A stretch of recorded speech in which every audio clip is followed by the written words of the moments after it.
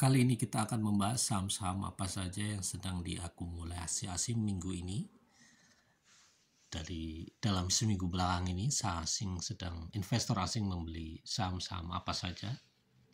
Kita akan bahas juga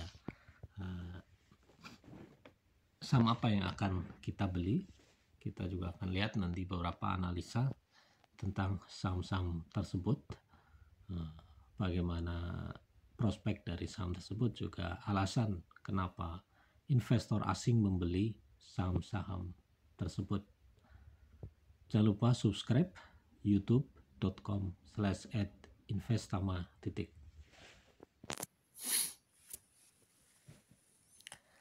Alasan investor asing borong saham. Pertama, yakin dengan prospek saham tersebut. Jadi saham tersebut punya prospek. Jadi selain fundamental, teknikal, juga ada faktor plus seperti prospek ini yang jadi bisa menjadi gambaran ke depan saham tersebut akan naik atau bagus kinerjanya. Kedua, bagian dari diversifikasi portfolio. Jadi emiten yang kita beli juga harus dari beberapa sektor yang prospek yang bagus. Jadi investor asing membeli juga alasannya bisa karena diversifikasi portfolio. Ketiga, saham tersebut memang sedang booming, artinya kecenderungannya saham dalam sektor tersebut memang sedang booming. Seperti beberapa waktu yang lalu ketika saham komoditas seperti batu bara, minyak mengalami kenaikan karena kenaikan harga komoditas baik karena teknikal maupun karena faktor perang Rusia dengan Ukraina yang mendongkrak harga komoditas baik batu bara, minyak maupun CPO. Termasuk bagian dari pemegang saham utama. Ini juga alasan terakhir karena pembeli investor asing ini juga termasuk bagian dari pemegang saham utama. Selanjutnya, apa yang harus kita kerjakan? Pertama, melakukan analisa pada saham tersebut. Ini sudah dibahas berulang kali, baik teknikal maupun fundamental. Ada video tutorialnya di channel Investama. Kemudian kedua, valuasi penting tapi analisa teknikal lebih penting lagi. Kenapa analisa teknikal lebih penting lagi? Karena teknikal lebih up to date, artinya kondisi bursa saham pada saat ini tercermin dari chart teknikal dari saham tersebut. Juga prospek ke depannya juga bisa tergambarkan lebih cepat teknikal dibanding valuasi fundamental. Memilih saham mana yang akan kita beli.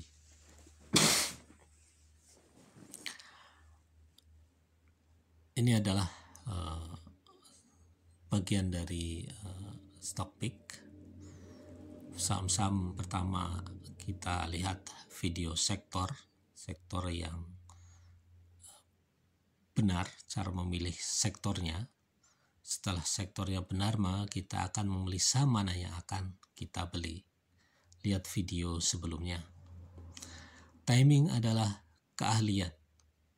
Jadi pada saat apa kita akan membeli saham, itu adalah karena kita sudah mengetahui analisa baik teknikal maupun fundamental. Lihat video cara valuasi saham dan video analisa teknikal saham. Ada di video-video terdahulu. Ini adalah saham yang sedang diakumulasi investor asing. Di sektor keuangan, di sini ada BRI, Bank BRI. Ini juga sudah ada analisanya di video sebelumnya. BBKP, Bank Bukopin. Kemudian Bank Mandiri. Bank Mandiri ini juga sudah setelah stock split, lihat polanya ternyata masih diakumulasi oleh asing. Sektor lain, di sini ada Bukalapak. Bukalapak juga menunjukkan kinerja yang positif dibandingkan tahun-tahun sebelumnya. Di sini ada Bumi Resources. Bumi Resources ini juga trennya tahun depan mungkin sudah bagus.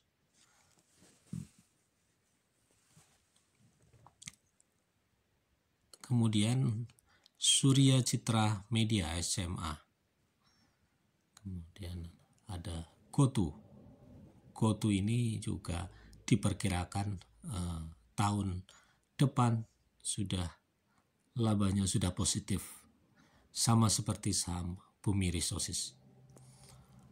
Kemudian NSSS Nusantara Sawit Sejahtera, ini juga trennya sudah meningkat.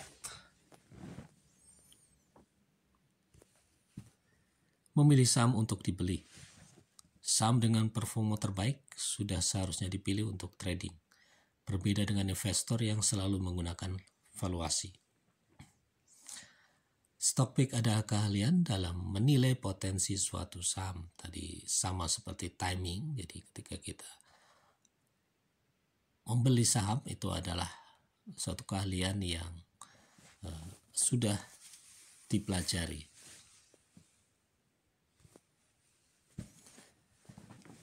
Ini tadi saham-saham yang diakumulasi oleh asing.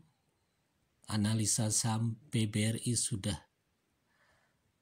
dianalisa sebelumnya, di video sebelumnya. Lihat saja di video yang sebelumnya. Kemudian ini chart dari Nusantara Sawit Sejahtera. Saham ini sudah naik tinggi, untuk itu kita perlu menggunakan tool Fibonacci. Kita lihat Fibonacci-nya untuk target harga berikutnya. Berikutnya adalah SCMA, Surya Citra Media. Kita lihat meskipun turun tapi trennya kelihatan. Diakumulasi, volume juga kelihatan naik. Kelihatan. Kita lihat pola chart berikutnya.